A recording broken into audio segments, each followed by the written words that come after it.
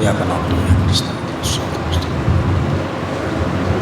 اللهم صل على محمد وآل محمد بسم الله الرحمن الرحيم الحمد لله رب العالمين والعاقبة للمتقين والجنة للمؤمنين والصلاة والسلام والتحية والإكرام على أسلم ما في الوجود وسر الله في كل موجود نقطة دائرة الوجود صاحب لوائل حمد والمقام المحمود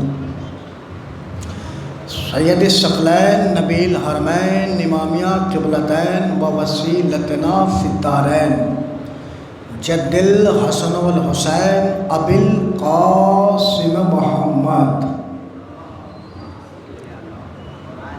وآل بیتہ الطیبین الطاہرین المعصومین المظلومین ولعنۃ اللہ علی اعدائہم وغاصب حقوقہم ومنکر فضائلہم اجمعین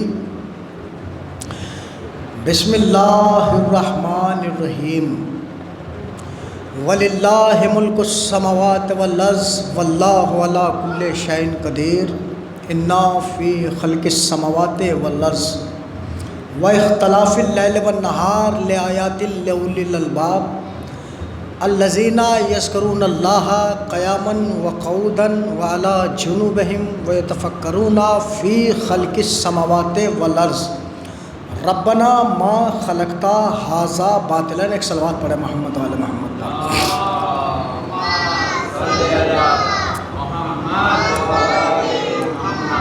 ارشاد باری تعالیٰ ہو رہا ہے اور اس آیت کے ذیل میں ضمن میں آپ نے مسلسل کئی بیان سنے ہیں۔ وَلِلَّهِ مُلْكُ السَّمَاوَاتِ وَالْأَرْضِ، زمین اور آسمان کا مالک اللہ ہے، وَهُوَ عَلَى كُلِّ شَيْءٍ قدیر، اور وہ اللہ تو وہ ہے کہ جو ہر چیز پر قدرت اور کمال رکھتا ہے۔ زمین اور آسمان کی خلقت میں رات اور دن کے آنے جانے میں صاحبان عقل کے لیے نشانیاں ہیں، اور صاحبان عقل وہ ہیں جو اٹھتے بیٹھتے اللہ کا ذکر کرتے رہتے ہیں۔ صاحبان عقل اللہ کا ذکر کرتے رہتے ہیں اٹھتے بیٹھتے، اور زمین اور آسمان کی خلقت میں پیدائش میں فکر کرتے ہیں، اور فکر کرنے کے بعد یہ کہتے ہیں ربنا ما خلقتا ھذا باطلا، پروردگار تو نے کائنات میں کسی بھی چیز کو بیکار پیدا نہیں کیا۔ تو صاحبان عقل وہ ہیں جو فکر کرتے ہیں۔ فکر کے عنوان سے سورہ والشمس میں ارشاد ہوا بسم اللہ الرحمن الرحیم والشمس والضحیٰ، قسم ہے سورج کی کہ جب وہ اپنے حد کمال پر آ جائے، والقمر اذا تلاہا، قسم ہے چاند کی کہ جب وہ سورج کے پیچھے پیچھے آئے۔ عزیزان ایمان،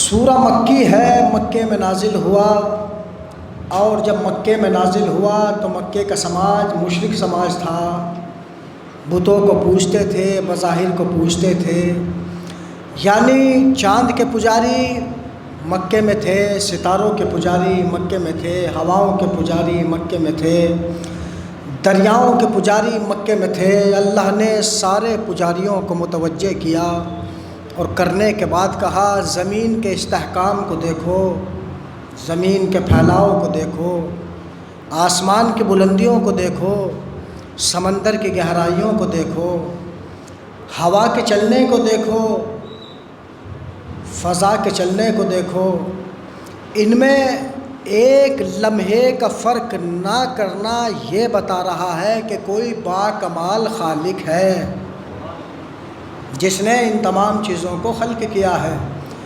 اور کیسا باکمال خالق کہ جس نے جو چیز بنائی وہ کمال والی بنائی، چاند کمال والا، ستارے کمال والے، سیارے کمال والے، ہوائیں کمال والی، فضائیں کمال والی، انسان کو بنایا کمال والا بنایا۔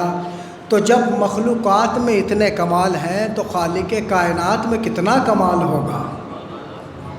عزیزان ایمان، اللہ نے جو چیز بنائی، میں اپنے محترم مجمع سے بدست ادب یہ گزارش کر رہا ہوں کہ جلد سے جلد اپنی ضروریات سے فارغ ہو جائیں اور فرش عزا پر آ جائیں تاکہ بیان مکمل طریقے سے شروع کیا جا سکے۔ یہ تمہیدی لمحے بہت گراں گزرتے ہیں میرے اوپر، اس لیے کہ میں تمہید باندھنے کا عادی نہیں ہوں۔ میں فوراً فضائل اہل بیت کی ابتدا کرتا ہوں، تمہید نہیں باندھتا۔ لیکن سورت کے اس مجمع میں میرے لیے بہت بڑی پریشانی کا باعث جو بات بن رہی ہے وہ یہ ہے کہ 20 منٹ تمہید کے باندھو اور 20 منٹ فضائل سنا دو، وقت تمام ہو جاتا ہے، وقت کی بہت قلت ہے۔ اگر عزاداران سید الشہداء جلد سے جلد اپنے نظر و نیاز سے فارغ ہو کر فرش عزا پر آ جائیں تو فوراً بیان آپ کے حوالے کر دیا جائے اور فوراً مجلس کا اختتام کر دیا جائے، مگر میری بھی مجبوری ہو جاتی ہے، اس لیے کہ میں بھی یہ 1400-1500 کلومیٹر کا سفر طے کر کے آیا ہوں، تو خالی آپ کو اپنی صورت دکھانے کے لیے نہیں آیا ہوں، مولا کا ذکر کرنے کے لیے آیا ہوں، کچھ پڑھنے کے لیے آیا ہوں۔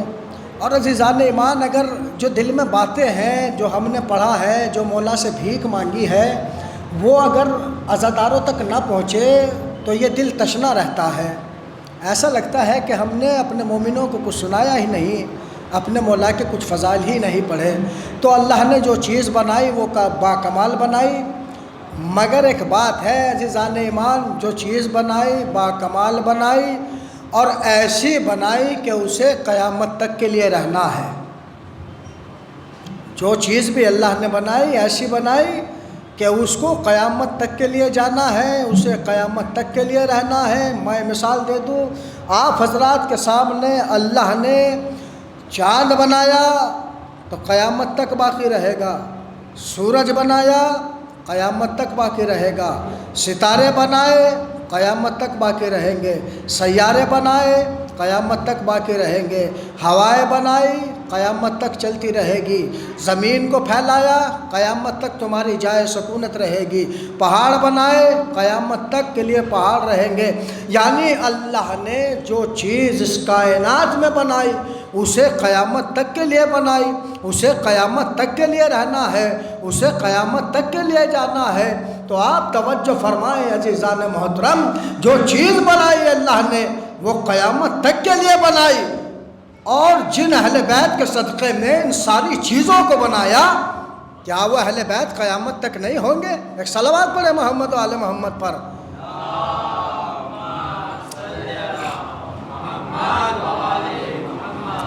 جن کے صدقے میں یہ چیزیں بنی وہ قیامت تک کے لیے۔ چاند کس کے صدقے میں؟ اہل بیت کے صدقے میں۔ ستارے کس کے صدقے میں؟ اہل بیت کے صدقے میں۔ ہوائیں کس کے صدقے میں؟ اہل بیت کے صدقے میں۔ تو جب یہ چیزیں قیامت تک رہیں گی تو کیا اہل بیت کا ذکر قیامت تک نہیں ہوگا؟ غور فرمائیے گا عزیزان ایمان، فکر کرنی چاہیے حضرت انسان کو اس کائنات کے اوپر کہ یہ کائنات کیا ہے، اس لیے کہ قرآن نے کہا ربنا ما خلقت ھذا باطلا۔ صاحبان فکر جب فکر کرتے ہیں زمین اور آسمان کی خلقت میں، اس کے بعد کہتے ہیں پروردگار تو نے کائنات میں کسی بھی چیز کو بیکار پیدا نہیں کیا۔ اللہ نے کائنات کے سلسلے کو بنایا اور اس کے بعد انسان کو بنایا، انسان کے بنانے کے بعد اللہ نے ایک نبیوں کے سلسلے کو قائم کیا، نبی آتے رہے، ہدایت کرتے رہے، جاتے رہے۔ غور فرمائیے گا، نبیوں کا سلسلہ تمام ہوا تو اللہ نے ایک امامت کے سلسلے کو قائم کر دیا، اور ایسا قائم کیا، ایسا قائم کیا کہ جب تک امام پردہ غیب میں ہے قیامت نہیں آ سکتی۔ عزیزان ایمان، قیامت نہیں آ سکتی، جبکہ غور فرمائیے گا ہر نبی یہ کہتا رہا کہ قیامت آنے والی ہے، قیامت آنے والی ہے۔ آدم وہ پہلا نبی کہ جب آسمان پر آیا تو اپنی امت امت سے سب سے پہلا سوال یہی کیا کہ دیکھو اللہ کی عبادت کرو، اللہ کو ایک مانو، اللہ کی عبادت کرو، مجھے نبی مانو، اسے اللہ مانو۔ دیکھو قیامت بہت قریب ہے، قیامت آنے والی ہے، زمین پر آنے والا پہلا نبی بھی اپنی امت سے یہی کہتا ہے کہ قیامت قریب ہے، مگر قیامت نہیں آئی۔ نوح آئے، نوح نے کہا عبادت کرو، مجھے نبی مانو، قیامت قریب ہے، قیامت نہیں آئی۔ ابراہیم آئے، قیامت قریب ہے، مجھے نبی مانو، اللہ کو اللہ مانو، اللہ کو ایک مانو، مگر قیامت نہیں آئی۔ اسماعیل آئے، قیامت قریب ہے، اللہ ایک ہے، مگر قیامت نہیں آئی۔ عیسیٰ آئے، قیامت قریب ہے، اللہ ایک ہے، مگر قیامت نہیں آئی۔ غور فرمائیے گا، یعنی آدم سے لے کر عیسیٰ تک کا نبی جو بھی زمین پر آیا، اس نے اپنی امت کو کہا قیامت آنے والی ہے، قیامت آنے والی ہے، مگر قیامت آج تک نہ آئی۔ ارے تجھے پتہ ہی نہیں ہے، پہلے امامت آئے گی، بعد میں قیامت آئے گی۔ ایک صلوات پڑھے محمد و آل محمد پر۔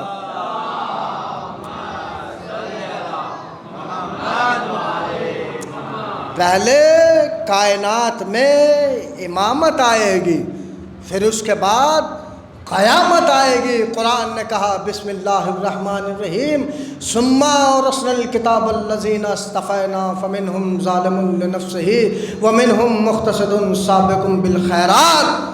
ہم نے اس قرآن کا وارث اسے بنایا کہ جسے ہم نے منتخب کر لیا، جسے ہم نے چن لیا۔ اور فرمائیے گا میرا محترم مجمع، عزیزان ایمان، پہلے امامت آئے گی، بعد میں قیامت آئے گی۔ عزیزان ایمان، قرآن نے کیا کہا کہ ہم نے اس قرآن کا وارث اسے بنایا جسے ہم نے چنا، منتخب کیا۔ اچھا، یہ تو دنیا کا دستور ہے، یہ تو دنیا کا قانون ہے کہ لاوارث چیز زیادہ دیر دنیا میں باقی نہیں رہتی، آج نہیں تو کل برباد ہو جاتی ہے۔ میں مثال دوں، ہم نے ایک ٹوٹا ہوا گھر دیکھا، ہم نے پوچھا کہ صاحب یہ در تو ہے، یہ گھر تو ہے، گھر پہ در نہیں ہے، کیا مسئلہ ہے، کیوں برباد پڑا ہے؟ کہا صاحب یہ لاوارث ہے، اس کا کوئی وارث نہیں ہے۔ یتیم بچوں کو دیکھا، بھائی ان کی حالت اتنی متغیر کیوں ہے، یہ بچے اتنے پریشان کیوں ہیں؟ کہا صاحب یہ لاوارث ہیں، ان کا باپ مر گیا۔ غور فرمائیے گا، بنجر زمین کو دیکھا، ارے زمین بنجر کیوں پڑی ہے؟ کہا اس کا وارث نہیں ہے، وارث چلا گیا ہے۔ یعنی عزیزان ایمان، لاوارث چیز کل برباد، آج برباد نہیں تو کل ضرور ہو جائے گی۔ لاوارث چیز زیادہ دنیا میں باقی نہیں رہتی۔ تو عزیزان ایمان، اللہ نے اس کائنات میں 4 کتابوں کو نازل کیا، توریت کو نازل کیا، زبور کو نازل کیا، انجیل کو نازل کیا، مگر آج ہمارے درمیان میں نہ توریت ہے، نہ زبور ہے، نہ انجیل ہے۔ کیا وجہ ہے، کیا سبب ہے؟ چاروں کتابیں اللہ کی ہیں، چاروں اللہ نے نازل کی ہے، مگر 3 منسوخ ہو گئی، ایک کتاب باقی ہے۔ تو آواز آئے گی، ارے 3 کتابوں کے وارث اس دنیا میں نہیں ہے، 3 کتابوں کے وارث اس دنیا میں نہیں ہے، وہ چلے گئے، وارث چلا گیا، کتاب بھی منسوخ ہو گئی، وارث چلا گیا، کتاب بھی ختم ہو گئی۔ تو پھر کیا وجہ ہے کہ پیغمبر تو چلے گئے، پیغمبر کا تو وصال ہو گیا، تو کیا وجہ ہے کہ قرآن ہمارے درمیان میں موجود ہے، اور اس طرح سے موجود ہے کہ قرآن کا زبر زبر ہے، قرآن کا زیر زیر ہے، حکومتیں زور و زبر ہو گئی، حکومتیں بدل گئی، بادشاہ بدل گئے، خزانے ختم ہو گئے، مگر قرآن اپنی اصلی حالت پر رہا۔ آج تک قرآن نہ مٹا، جبکہ نبی چلے گئے، قرآن آج تک باقی ہے۔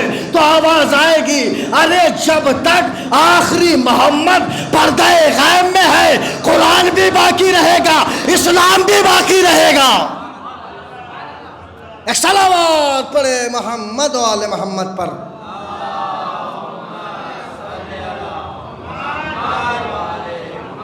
اس لیے کہ یہ قرآن اس کا وارث موجود ہے، پردہ غیب میں ہے، تو اب میں کہاں سے دامن بچاؤں میرے عزیزو۔ یہ فضائل اہل بیت بہت بڑے ہیں۔ دیکھے گا توریت الگ ہے، سیرت موسیٰ الگ ہے، انجیل الگ ہے، سیرت عیسیٰ الگ ہے۔ بھائی جناب عیسیٰ کی 33 برس کی زندگی زمینی ہے تو پوری سیرت عیسیٰ تو انجیل میں ہے نہیں۔ لوگوں نے کیا کیا کہ اللہ نے کتابوں کو بھیجا، نبی کو بھیجا، ایک کتاب آئی ایک نبی آیا، لوگوں نے نبی کی سیرتوں میں تحریفیں کرنا شروع کر دی، نبی کے کرداروں میں تحریفیں کرنا شروع کر دی۔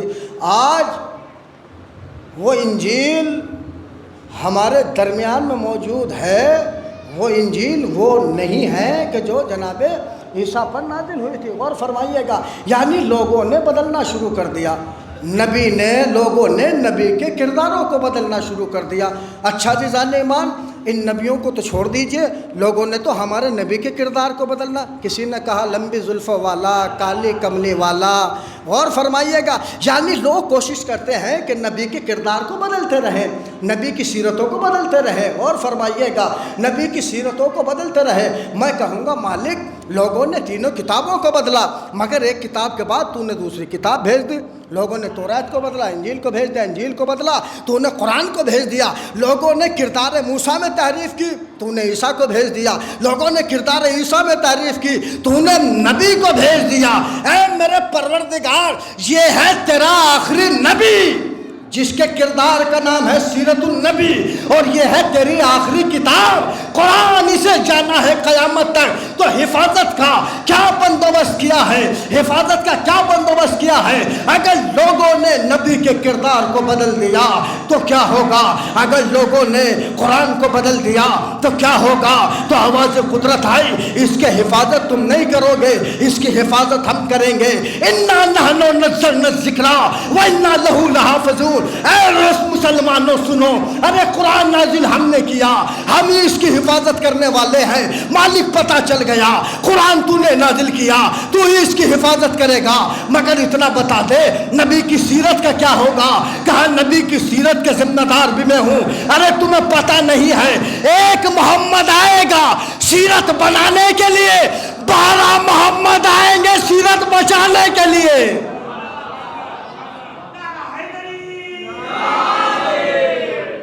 ایک محمد آئے گا سیرت بنانے کے لیے، 12 محمد بھیجوں گا سیرت بچانے کے لیے۔ غور فرمائیے گا عزیزان ایمان، تو اس قرآن کا وارث ہم نے انہیں بنایا جنہیں ہم نے منتخب کر لیا، جنہیں ہم نے چن لیا۔ اچھا، تو قرآن کا وارث کون ہے؟ اہل بیت علیہ السلام اس قرآن کے وارث ہیں۔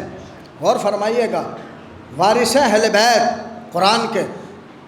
تو جب اہل بیت قرآن کے وارث ہیں اور اہل بیت کی بہت بڑی فضیلت ہے، بہت بڑا مرتبہ ہے، تو پھر قرآن کا بھی تو کوئی معجزہ ہونا چاہیے، قرآن بھی تو اپنے اندر کچھ کمال رکھنا چاہیے۔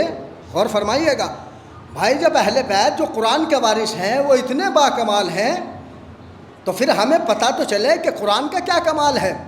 ارشاد ہوا بسم اللہ الرحمن الرحیم، وَلَوْ أَنَّا قُرْآنًا سُيِّرَتْ بِهِ الْجِبَالُ أَوْ قُطِّعَتْ بِهِ الْأَرْضُ أَوْ كُلَّمَا بِهِ الْمَوْتَىٰ بَلِ اللَّهُ أَمْرُ جَمِيعًا۔ قرآن نے کہا، اللہ نے بتایا کہ اس قرآن کے 3 صفات ہیں۔ وَلَوْ أَنَّا قُرْآنًا سُيِّرَتْ بِهِ الْجِبَالُ، اگر اس قرآن کو پہاڑ پر نازل کر دیا جائے تو پہاڑ ریزہ ریزہ ہو جائے، یہ ہے قرآن کا کمال۔ دوسرے لفظوں میں وَلَوْ أَنَّا قُرْآنًا سُيِّرَتْ بِهِ الْجِبَالُ، اگر اس قرآن کے ذریعے اشارہ کیا جائے تو پہاڑ اپنی جگہ چھوڑ دے۔ دوسرا معجزہ بتاؤں قرآن کا،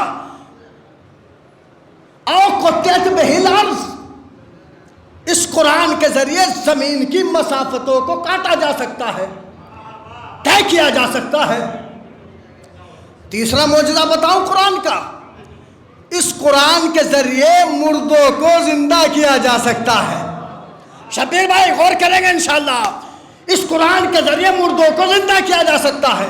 تو یہ قرآن وہ ہے جو 3 صفات اپنے اندر رکھتا ہے۔ اس کے ذریعے پہاڑ چلائے جا سکتے ہیں، اس قرآن کے ذریعے زمین کی مسافتوں کو کاٹا جا سکتا ہے، اس قرآن کے ذریعے مردوں کو زندہ کیا جا سکتا ہے۔ ارے غور تو کرو، فکر تو کرو سورت والو، تھوڑی سی توجہ تو دو۔ اس قرآن کے ذریعے پہاڑ چلائے جا سکتے ہیں، تو ہم نے دیکھا کہ پنجتن پاک کا ایک نورانی قافلہ چلا۔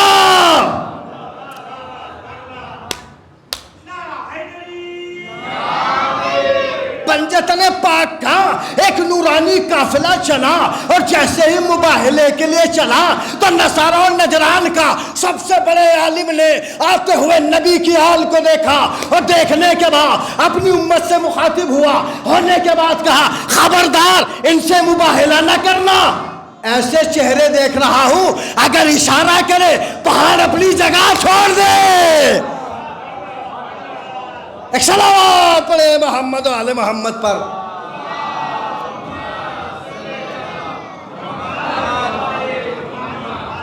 وَلَوْ أَنَّ قُرْآنًا سُيِّرَتْ بِهِ الْجِبَالُ، اس قرآن کے ذریعے پہاڑ چلائے جا سکتے ہیں۔ کون چلائے گا؟ پہاڑ وہ چلائے گا جو وارث قرآن ہوگا، وہ چلائے گا جو وارث قرآن ہوگا۔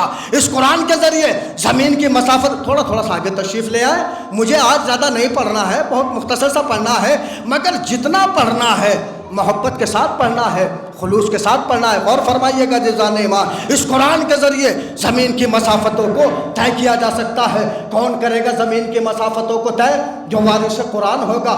آپ نے کیا نہیں دیکھا نبی نے جب آواز دی یا بلغائے سکسنی یا علیت رکنی اکتا یا قہر الدو و یا والیل ولی یا مظہر العجاب یا مرتضی علی، جب نبی نے اپنے بھائی علی کو بلایا تو نبی نے بھائی کو بلایا، نبی کہاں تھے؟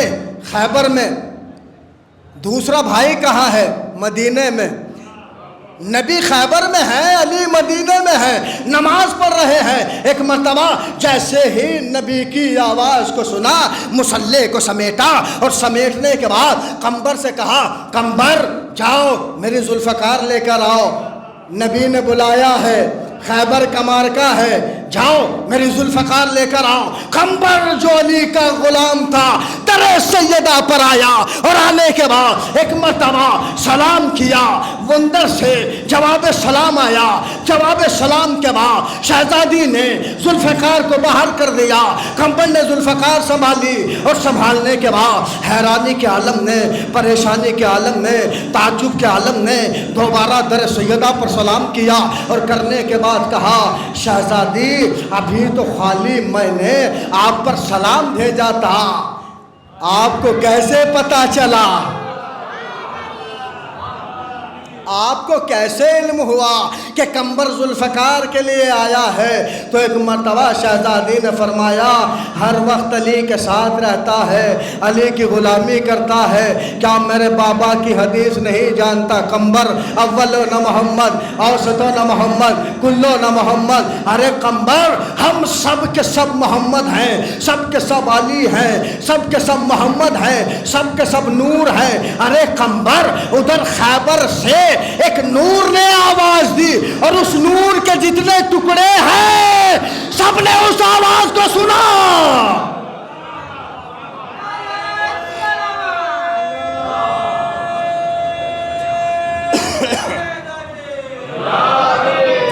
آ گئے مولا کی خدمت میں ذوالفقار لے کر قمبر، اور جیسے ہی آئے تو ایک مرتبہ علی پشت پر گھوڑے کی سوار ہوئے، قمبر کو دیکھا اور کہا قمبر کیا تم بھی چلنا چاہتے ہو خیبر میں؟ تو ایک مرتبہ قمبر نے اپنے ہاتھوں کو جوڑا، اور جوڑنے کے بعد کہا یا علی وہ دن ہی میرے اوپر مکمل نہ ہو جس دن قمبر کا ساتھ علی کے ساتھ نہ ہو، وہ دن ہی میرا مکمل نہیں ہوتا جس دن آپ کے ساتھ نہیں ہوتا۔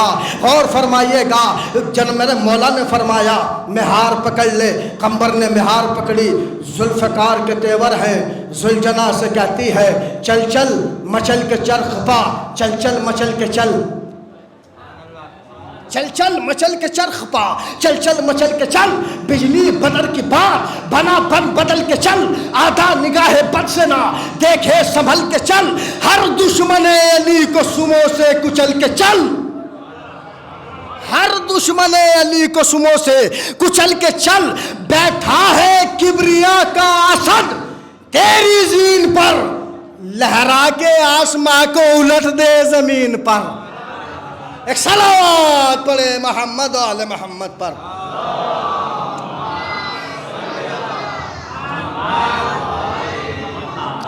وَلَوْ أَنَّا قُرْآنًا سُيِّرَتْ بِهِ الْجِبَالُ أَوْ قُطِّعَتْ بِهِ الْأَرْضُ أَوْ كُلَّمَا بِهِ الْمَوْتَى بَلِ اللَّهُ أَمْرُ جَمِيعًا۔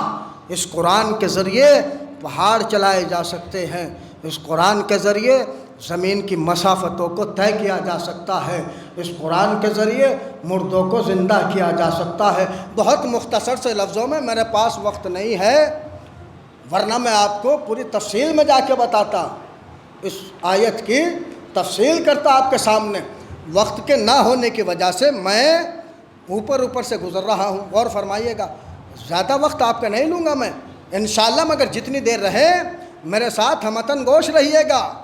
غور فرمائیں تو دو باتیں مختصر سے لفظوں میں آپ نے سماعت فرما لی۔ اس قرآن کے ذریعے پہاڑ چلائے جا سکتے ہیں، اس قرآن کے ذریعے زمین کی مسافتوں کو طے کیا جا سکتا ہے۔ عزیزان ایمان، وارث قرآن ہے اہل بیت، اور وارث وہ ہوتا ہے جو ورثے سے افضل ہوتا ہے۔ غور فرمائیے گا، وارث اسے کہتے ہیں جو ورثے سے افضل ہوتا ہے۔ تیسری بات قرآن نے کیا کہا؟ اللہ نے کیا کہا کہ اس قرآن کے ذریعے مردوں کو زندہ کیا جا سکتا ہے۔ کون کرے گا؟ جو وارث قرآن ہوگا۔ اس کے لیے میں ایک حدیث پڑھ دوں آپ کے سامنے۔ ارشاد ہوا بسم اللہ الرحمن الرحیم، علماء امتی افضل من انبیاء بنی اسرائیل۔ پیغمبر نے فرمایا میری امت کے علماء بنی اسرائیل کے نبیوں سے افضل ہوں گے، بڑے ہوں گے۔ اس حدیث کو سنا تین عالموں نے، جناب داؤد کا امتی، جناب موسیٰ کا امتی، جناب عیسیٰ کا امتی۔ ارے بڑا عجیب نبی ہے کہ جو یہ کہہ کے چلا گیا کہ میری امت کے علماء ہمارے نبیوں سے افضل ہوں گے۔ بہتر تھا یہ کہتا کہ میں ان کے نبیوں سے افضل ہوں۔ بھائی نبی سے افضل ہو سکتا ہے، لیکن کمال کر دیا نبی نے۔ نبی کہہ رہا ہے کہ اس کی امت کے علماء ہمارے نبیوں سے افضل ہوں گے۔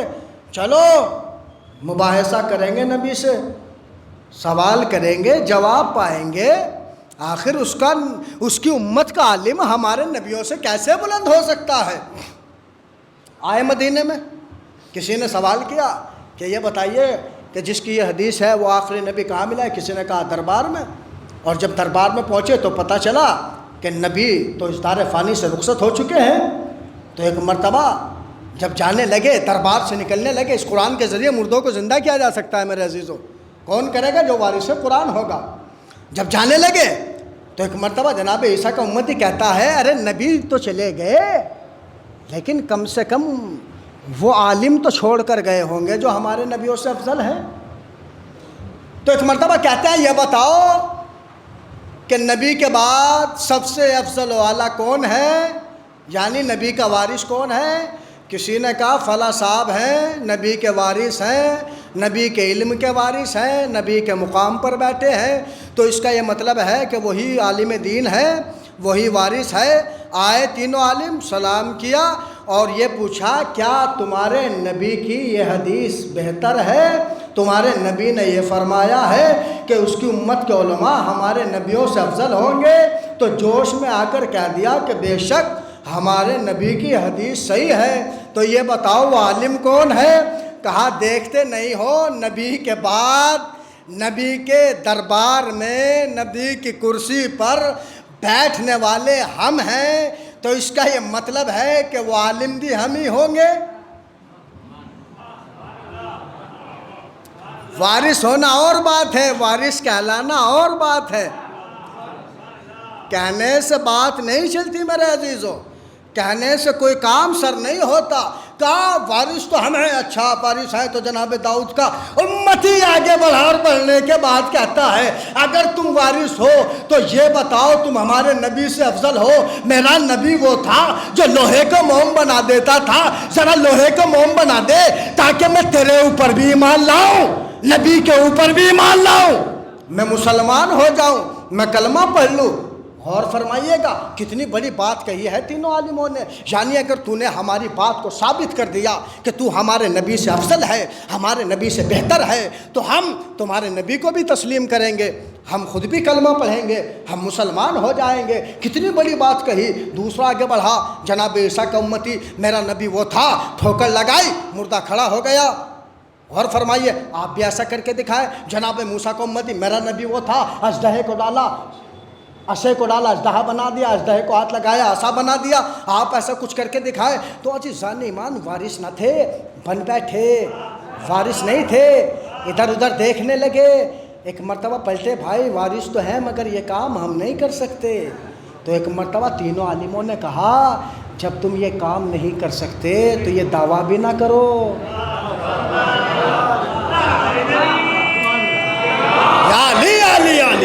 یہ دعویٰ بھی نہ کرو کہ تم نبی کے وارث ہو، یا تو یہ کہو کہ تمہارے نبی کی حدیث جھوٹی ہے، یا یہ کہو کہ تم وارث نہیں ہو۔ ایک مرتبہ دربار سے نکلے اور یہ کہہ کر نکلے کہ نکلنا خلد سے آدم کا سنتے آئے تھے، لیکن بڑے بے آبرو ہو کر تیرے کوچے سے ہم نکلے تو ایسے لوگوں کے لیے سلمان محمد ہی رہا کرتے تھے، لوگوں کی ہدایت کے لیے۔ ایک مرتبہ تینوں عالموں کو ساتھ لیا، مسئلے کو سنا، آگاہی کی، اور کرنے کے بعد کہا اصلی عالم کے پاس میں لے کر چلتا ہوں،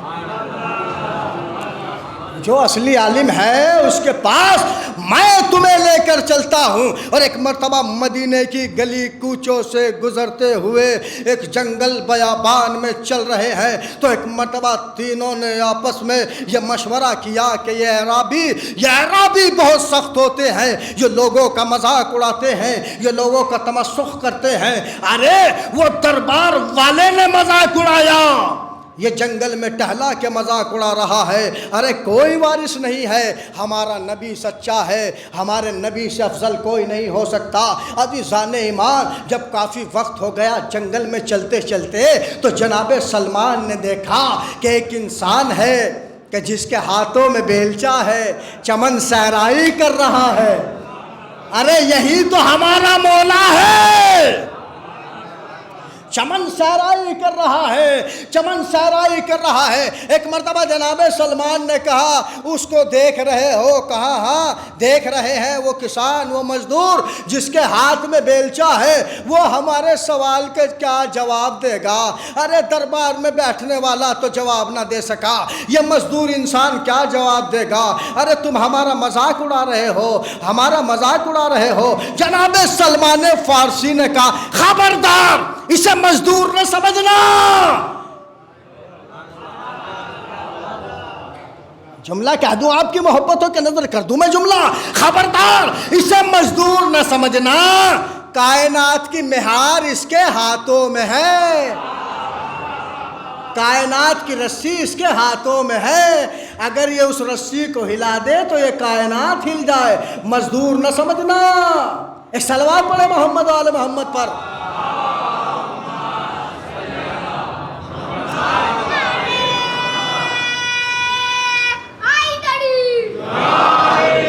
مزدور نہ سمجھنا، کائنات کی مہار اس کے ہاتھوں میں ہے۔ اور ایک مرتبہ جیسے ہی قریب مولا آئے اور مولا کو سلام کیا تو وارث کسے کہتے ہیں؟ ایک مرتبہ میرا مولا فرماتا ہے ارے جو سوال دل میں لے کر آئے ہو تم بتاؤ گے، یعنی سوال کرنے سے پہلے جواب دے دے۔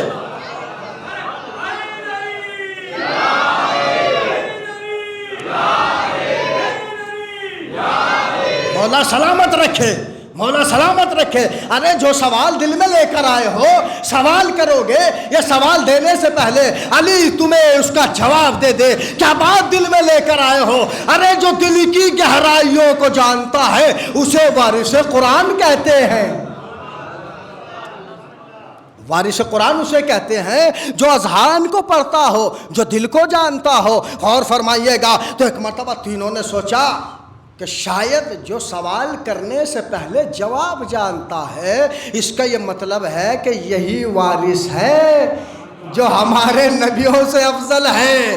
اور ایک مرتبہ کہتے ہیں اگر آپ نے ہمارے سوال کے جواب عطا کر دیے تو ہم آپ پر ایمان لائیں گے، آپ کے اللہ پر ایمان لائیں گے. میرے مولا نے فرمایا جب سچے دل سے سوچ کر آئے ہو تو علی تمہیں واپس تو جانے نہیں دے گا. کلمہ تو تمہیں پڑھنا پڑے گا، ایمان تو تمہیں لانا پڑے گا، یہ تو تمہیں تسلیم کرنا پڑے گا کہ میں تمہارے نبیوں سے افضل ہوں. جناب داؤد کو امتی خیر آگے بڑھا اور پڑھنے کے بعد کہتا ہے یا علی وہ میرا نبی وہ تھا، ہاں تمہارا نبی وہ تھا جو لوہے کو چھوتا تھا موم بنا دیتا تھا. جی مولا آپ بھی ایسا کر کے دکھائیں تاکہ لوہا موم ہو جائے. تو ایک مرتبہ میرے مولا نے فرمایا ارے یہ معجزہ تو کر کے دکھا. میرے مولا کے ہاتھوں میں بیلچا، میرے مولا نے سرا اس کی طرف کیا اور کہا کہ سرے کو پکڑ اور یہ کہہ کر کھینچتا چلا جا، تجھے وسیع رسول علی مرتضیٰ حکم دے رہا ہے. ہائے ہائے ہائے ہائے، وسیع رسول علی مرتضیٰ حکم دے رہا ہے کہ موم بن جا. اس نے جیسے ہی علی کا واسطہ دیا وہ کھینچتا رہا، لوہے سے تار نکلتا رہا، وہ کھینچتا رہا، تار نکلتا رہا. ارے یہی تو میرے مولا کا معجزہ ہے. غور فرمائیے گا، اسی کو تو امام مبین کہتے ہیں، اسی کو تو وارث قرآن کہتے ہیں. میرے مولا نے کہا چھوڑ، اس نے چھوڑا، وہ پھر بیلچا بن گیا. میرے مولا دوسری کی طرف مڑے، جناب موسیٰ کا امتی تیرا کیا سوال ہے؟ مولا یقین آ گیا.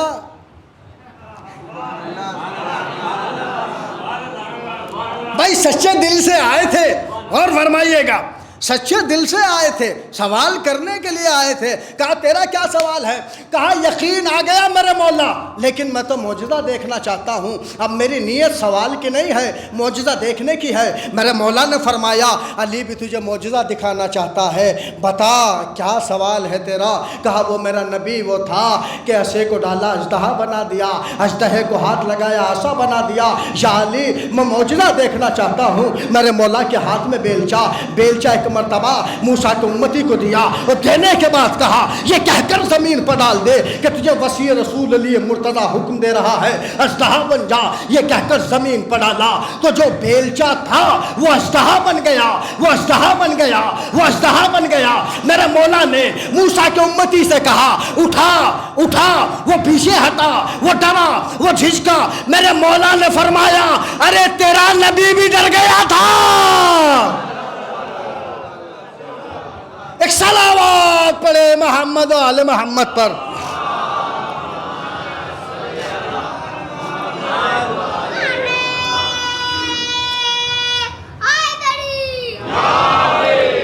تیرا نبی بھی ڈر گیا تھا. قرآن نے کہا وخیفتاً موسیٰ نے اپنے دل میں خوف محسوس کیا. جب اللہ نے کہا اژدہے کو اٹھا تو موسیٰ ڈرا، موسیٰ کے دل میں خوف پیدا ہوا. عزیزان ایمان مگر یہ وارث موسیٰ ہے. اژدہے کو ہاتھ لگایا علی نے، فوراً بیلچا بن گیا. اب ایک مرتبہ میرا مولا تیسرے کی طرف متوجہ ہوا. بھائی تیرا کیا سوال ہے؟ یا علی میرا سوال ہے میرا نبی، ہاں تیرا نبی، میرا نبی، ہاں تیرا نبی جو ٹھوکر لگاتا تھا، مردے کو زندہ کرتا تھا، تو معجزہ دیکھنا چاہتا ہے کہ علی بھی مردے کو زندہ کرے. لیکن عزیزان ایمان اگر علی جس طرح سے عیسیٰ ایک مردے کو زندہ کرتے، اسی طرح اگر علی بھی ایک مردے کو زندہ کرتے تو بات میں کمال پیدا نہ ہوتا.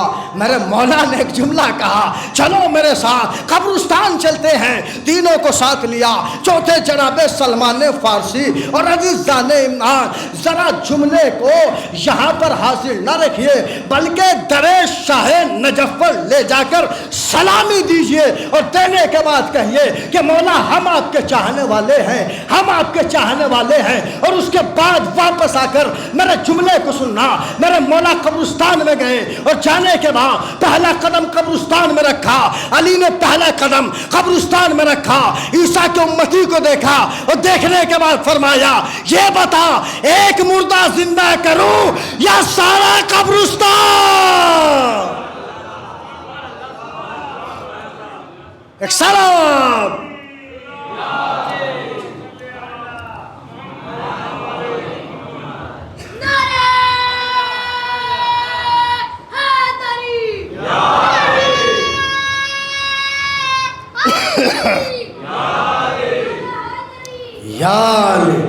یہ بتا ایک مردہ زندہ کروں یا سارا قبرستان زندہ کر دوں؟ یہ ہے وارث قرآن۔ عزیزان ایمان، ہاتھوں کو جوڑا کہ مولا صرف ایک مردہ زندہ کر دیجئے۔ ایک مرتبہ میرے مولا ایک قبر کے سرانے آئے اور آنے کے بعد کہا قم بیزنی، کھڑا ہو جا میرے حکم سے۔ ہائے ہائے ہائے، کھڑا ہو جا میرے حکم سے۔ تو عزیزان ایمان، قبر شگافتہ ہوئی، مردہ باہر آیا اور اپنے جسم سے، اپنے کفن سے گرد کو جھاڑتے ہوئے علی کو دیکھ کر بولا السلام علیکہ یا ولی اللہ، اے اللہ کے ولی، اے اللہ کے ولی، آپ پر میرا سلام ہو، آپ پر میرا سلام ہو۔ تو یہ زمانہ سمجھ تو لے، ہم ایسے ویسے کوئی امام نہیں مانتے، ارے ہم امام اسے مانتے ہیں کہ جو تکبیر کہہ دے تو زندہ مردہ ہو جائے، مردے کو اشارہ کر دے تو کھڑا ہو جائے۔ ایک صلوات پڑھے محمد و آل محمد پر۔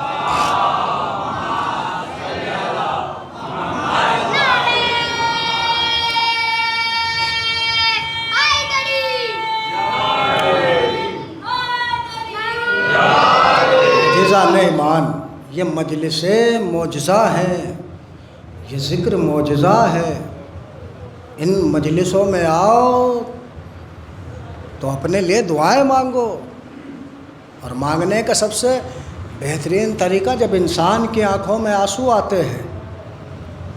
یہ امام باڑے، یہ زری، یہ علم، یہ تازیہ، یہ عزادار، یہ سب معجزہ ہے، مگر نیت میں خلوص ہونا چاہیے۔ مجلسیں مانگنے کے لیے ہیں، مانگو حسین کے نانا سے، مانگو حسین کے والدہ سے۔ عزادارو، آپ تصور بھی نہیں کر سکتے کہ صبح میری کیسی حالت تھی۔ ذاکر بھائی کو فون کیا، انہوں نے علی بھائی کو فون کیا، اور ایک صاحب اور، تینوں آئے ہیں۔ آپ معلوم کیجئے گا، کنڈیشن کیفیت یہ تھی کہ کھڑا بھی نہیں ہوا جا رہا تھا اپنے پاؤں سے، مگر میں نے التجا کی، شہزادی تیرے لال کی مجلسوں کے لیے آیا ہوں، تیرے لال کا ذکر کرنا ہے، میرے پاؤں میں طاقت نہیں کہ میں اپنے وجود پہ کھڑا ہو جاؤں، تو کس طرح سے مجھے شفا ملے گی؟ عزادارو، اگر تہہ دل سے دعائیں مانگی جائیں تو وہ قبول کرتے ہیں۔ آپ یہ تصور کر سکتے ہیں کہ جس انسان پر صبح کو اپنے پاؤں پہ کھڑے ہونے کی طاقت نہ ہو، وہ آپ کے سامنے بیٹھا ہے، اور یہ تو وقت کی تنگی ہے، ورنہ آپ جتنا چاہیں مولا کے کرم سے اتنا پڑھوا سکتے ہیں جب تک آپ کی خواہش ہو۔ لیکن چونکہ دوسری مجلسوں کا بھی احترام ہماری نگاہ میں ہے، غور فرمائیے گا۔ یعنی میرا کہنے کا مقصد یہ ہے کہ اگر خلوص سے نیت کے ساتھ آپ اس فرش عزا پر آئیں گے تو شہزادی آپ کو نوازیں گی، آپ کو اتنا دیں گی، اتنا دیں گی کہ آپ یقیناً یہ تصور کریں گے کہ ہمارے پاس اتنا مال و دولت ہے، اتنا حسن اخلاق ہے۔ یہ مجلسیں دعائیں مانگنے کے لیے ہیں عزاداروں، مانگو دعا حسین سے خالی نہ جائے گی۔ مجلس میں آ کے دعائیں مانگو خلوص نیت کے ساتھ۔ عزاداروں، میں ایک جملہ کہہ دوں، میرے یاد آ گیا۔ دو چیزیں ایسی ہیں، دو جگہیں ایسی ہیں جہاں پر آپ کو شرمندہ نہیں ہونا پڑتا، عزتیں ملتی ہیں۔ آپ اپنے کسی عزیز کے ہاں جائیں، بار بار اس کے گھر جائیں، وہ آپ سے پریشان ہو جائے گا۔ جناب توجہ فرمائیں، وہ آپ کی ایک دن عزت کرے گا، دو دن عزت کرے گا، تیسرے دن آپ سے اکتا جائے گا، یار اس نے تو روز کا یہی ڈرامہ لے لیا، روز آ جاتے ہیں ہمارے گھر پر، روز آ جاتے ہیں۔ غور فرمائیے گا، یہ انسانی فطرت بتا رہا ہوں میں آپ کو عزیزان ایمان۔ یعنی زیادہ جانے سے کسی کے گھر پر عزت نہیں رہتی، عزت ہوتی ہے کم جانے میں۔ غور فرمائیے گا، کم جانے میں عزت ہوتی ہے، مگر دو گھر ایسے ہیں جہاں بار بار جاؤ تمہاری عزتوں میں اضافہ ہوگا۔ وہ کون سے دو گھر ہیں؟ ایک اللہ کا گھر ہے، ایک حسین کا گھر ہے۔ جتنا بھی آؤ اتنی ہی اللہ آپ کو عزت دے گا۔ اتنا ہی آپ کا مرتبہ بڑھائے گا۔ مانگو دعا حسین سے خالی نہ جائے گی، بات ان کی خود خدا سے بھی ٹالی نہ جائے گی۔ تو مجلس حسین میں آنسو بہا کے دیکھ، اتنی خوشی ملے گی سنبھالی نہ جائے گی۔ یہ مجلس معجزہ ہے۔ عزادارو، آج غازی کا ذکر ہونا ہے نا، تیار ہیں آپ؟ ہر آنکھ تیار ہے غازی کے مصائب سننے کے لیے؟ اہل حرم کو جس پر ڈھارس تھی اس سکے کا نام عباس ہے۔ نماز شب میں علی نے اللہ سے جس کے لیے دعا کی وہ عباس۔ زینب کا آسرا، ام کلثوم کا سہارا۔ عزادارو، خدا آپ کے اوپر رحمتیں نازل کرے۔ روایتیں تو کم پڑھوں گا مگر قیامت کی روایتیں پڑھوں گا۔ آئے حضرت عباس، دیکھیں سارے مصائب کو چھوڑتے ہوئے، چونکہ میں بڑی روایتیں آپ کے سامنے پڑھوں گا، ابتدا کی ساری روایتیں میں نے چھوڑ دی۔ آئے اور آنے کے بعد کہتے ہیں آقا اجازت دے دیجئے کہ میں آپ پر قربان ہو جاؤں۔ امام حسین نے اپنے شیر دل عباس کو دیکھا، دیکھنے کے بعد فرمایا بھائی عباس تم تو میرے لشکر کے علمدار ہو۔ جیسے ہی علمدار کا نام آیا غازی عباس پھوٹ پھوٹ کر رونے لگے اور رو کر فرماتے ہیں آقا وہ لشکر ہی کہاں رہا جس کا میں علمدار تھا، ارے سارے سپاہی تو شہید ہو گئے، اب کون بچا ہے؟ عزادارو، ایک مرتبہ امام حسین فرماتے ہیں جا پاس خیمے میں جا، خیمے میں جا کے زینب سے پوچھ کہ تجھے اجازت کون دے گا۔ عزادارو، شہزادی سے پہلے ایک مرتبہ حضرت عباس اپنے خیمے میں آتے ہیں اور آنے کے بعد کیا دیکھا؟ لبابہ خاتون زوجہ حضرت عباس سامان سفر تیار کر رہی تھی۔ ایک مرتبہ غازی نے سوال کیا یہ سامان سفر کس لیے تیار کر رہی ہو، کہاں جا رہی ہو؟ تو ایک مرتبہ رو کر فرمایا کہ 14 مرتبہ حسین کی معصوم بچی خالی کوزہ لے کر میرے پاس آتی ہے اور کہتی ہے چچی چچا سے کہنا مجھے اپنے لیے پانی نہیں چاہیے، ارے میرا اصغر بہت پیاسا ہے۔ اللہ اکبر، قیامت کا جملہ ہے، قیامت کا جملہ ہے۔ جناب عباس نے تناب خیمہ کو پکڑا اور پکڑنے کے بعد آسمان کو دیکھا اور دیکھنے کے بعد فرمایا واہ غربتا، واہ غربتا، واہ غربتا، ہائے میری غربت، ہائے میری غربت، ہائے میری غربت۔ عباس کے ہوتے ہوئے اہل حرم پیاسے، اس سے بڑی غربت اور کیا ہو سکتی ہے کہ عباس کے ہوتے ہوئے اصغر پیاسا ہے، عباس کے ہوتے ہوئے سکینہ پیاسی ہے، عباس کے ہوتے ہوئے بیویاں پیاسی ہیں۔ عزادارو، ایک مرتبہ عباس فرماتے ہیں شہزادی آقا اجازت نہیں دیتے، ارے اجازت کا نام آیا، پیچھے سے زینب و حسین آ گئے، بھیا عباس اجازت تو ہے مگر پانی کی سبیل کر دو، جنگ کی اجازت نہیں ہے، پانی کی سبیل کر دو۔ جی آقا پانی کی سبیل کر دیتا ہوں۔ تو عزادارو، آپ سنیں گے قیامت کا جملہ، حضرت عباس جب سے مدینے سے چلے تھے، جب سے زرہ کے اندر خود کے اندر تلوار ہمیشہ رکھتے تھے کہ نہ جانے کب مجھے جنگ کرنی پڑ جائے، نہ جانے کب مجھے جنگ کرنی پڑ جائے۔ اللہ اکبر، ایک مرتبہ حسین کہتے ہیں بھیا کہاں جا رہے ہو؟ آقا پانی لینے جا رہا ہوں۔ بھیا پانی لینے جا رہے ہو تو ابا یہ سر کا خود اتار دو۔ جزاکم اللہ عنا خیر الجزا۔ ابھی صبر کرنا میرے بھائی، اس لیے کہ میں روایت پڑھنا چاہتا ہوں۔ علم حضرت عباس برآمد ہوگا۔ عزادارو، ایک مرتبہ حسین فرماتے ہیں پانی کے لیے جا رہے ہو تو زرہ کو اتار دو۔ کانپتے ہوئے ہاتھوں سے عباس نے زرہ کو اتارا۔ بھیا پانی لینے جا رہے ہو تو تلوار کی کیا ضرورت ہے، تلوار مجھے دے دو۔ ارے تلوار کا نام آیا، زینب جانے لگی، بہن زینب ارے کہاں جا رہی ہو؟ اے بھیا ارے اپنے عباس کو اس طرح سے جاتا ہوا زینب نہیں دیکھ سکتے۔ اللہ اکبر، جزاکم اللہ عنا خیر الجزا۔ اس طرح سے نہیں دیکھ سکتی۔ عزادارو جانے لگے، بیویوں سے رخصت ہونے لگے تو حضرت عباس ایک مرتبہ شہزادی کے قدموں پر اپنی نظروں کو جھکاتے ہیں۔ بیویوں کو اکٹھا کیا زینب نے، اور کرنے کے بعد کہا بیویوں ایسا کرو، دیکھو میں نے ایک وعدہ لیا تھا، تمہارے پردے کی ضمانت لی تھی، میرا غازی جا رہا ہے، اب تو زینب کے پردے کا بھی خدا حافظ۔ آزادارو ایک مرتبہ آزادارو امام حسین کھڑے تھے، بھیا اب زینب کے پردے کا بھی خدا حافظ۔ زینب یہ کیا کہہ رہی ہو؟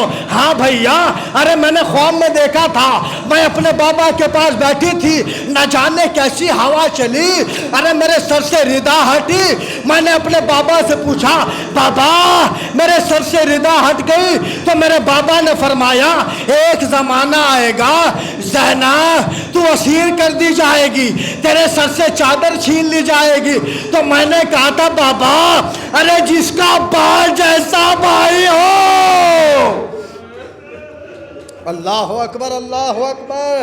آزادارو ارے کسی بھائی کو بھائی کا یہ غم نہ دکھائے جو حضرت حسین نے اپنے بھائی کا دیکھا، جو منظر حسین نے اپنے بھائی کا دیکھا۔ جانے لگے عباس، جانے لگے، مشکیزے کو بھرا، ترائی سے باہر نکلے، واپس ساری روایتیں میں نے چھوڑ دیا عزادارو، ساری روایتوں کو ختم کر دیا، بس 2 روایتیں پڑھنا چاہتا ہوں۔ جیسے ہی پلٹے ہیں تو ایک مرتبہ ایک ظالم نے وار کیا، حضرت عباس کا دانا بازو قلم ہو گیا۔ حضرت عباس نے کہا اصغر کا صدقہ، دوسرا بازو قلم ہوا سکینہ کا صدقہ۔ عزاداروں مشک دانتوں میں دبائے ہوئے ہیں اور سکہ یہ سوچ رہا ہے کہ کسی طرح سے یہ پانی خیام حسینی میں پہنچ جائے۔ عزاداروں ایک تیر لہراتا ہوا آیا، مشک سکینہ میں لگا، پانی بہہ گیا، عباس کی حسرت پانی میں بہہ گئی۔ آپ نے سنا ہے نا، آپ سنتے رہتے ہیں کہ عباس کا قد اتنا تھا، جب زین پر غازی بیٹھتا تھا تو زمین پر پاؤں خط دیتے تھے۔ تو عزادارو آپ نے مقتل میں یہ بھی تو پڑھا ہے کہ غازی کے سر پر گرز گرا لگا، غازی کے سر دو پارا ہوا، تو کس طرح سے ہوا؟ عزادارو مشق کے بعد ایک تیر آیا جو عباس کی آنکھ میں آ کر لگا، غازی نے گھٹنوں کو ایک مرتبہ اکٹھا کیا، تیر کو گھٹنوں میں پھنسایا، اور جیسے ہی نکالنے کے لیے اپنے سر کو غازی نے جھکایا، ارے ظالم نے گرز سے وار کیا، عباس کا سر دو پارا ہو گیا۔ جزاک اللہ، جزاک اللہ، جزاک اللہ، سر دو پارا ہو گیا۔ ایک مرتبہ زین سے زمین پر آئے، اور جیسے زین سے زمین پر آئے آقا میری مدد کرو۔ عزادارو ایک مرتبہ حسین دوڑے اور یہ کہتے ہوئے دوڑے، الان انکسر الظہری، ابا تیرے مرنے سے حسین کی کمر ٹوٹ گئی، تیرے مرنے سے حسین کی کمر ٹوٹ گئی۔ عزادارو کبھی گرتے ہیں کبھی اٹھتے ہیں، کبھی گرتے ہیں کبھی اٹھتے ہیں۔ ایک مرتبہ عباس نے حسین کی آہٹ کو محسوس کیا، اللہ اکبر، آہٹ کو محسوس کیا، اور جیسے ہی آہٹ کو محسوس کیا تو ایک مرتبہ عزادارو اپنے سر کو زمین پر غازی نے مارا، مارنے کے بعد کہا السلام علیکم ایھا الغریب، اے میرے غریب آقا تجھ پر میرا سلام۔